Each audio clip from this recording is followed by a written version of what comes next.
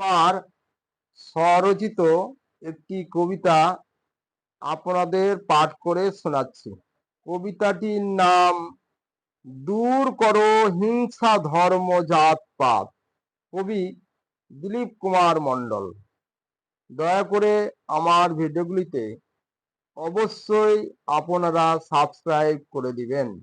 এটা আপনাদের কাছে আমার বিশেষ অনুরোধ। মাটির দেহ মাটির হবে ভাই, গৌরব কিসে পুড়ে হবে ছাই। করো সদা মানব প্রেম সৎকর্ম, মোদের অহিংসায় পরম ধর্ম।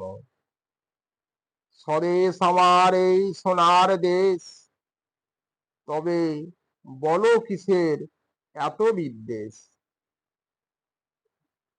রাখো মিলিয়ে সবারে হাতে হাত, দূর করো হিংসা ধর্ম জাত পাত।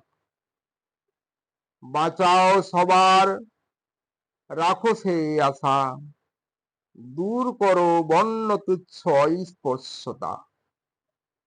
মোছাও চোখের জল সবার কান্না, দূর করো হিংসা যুদ্ধ ঘৃণা।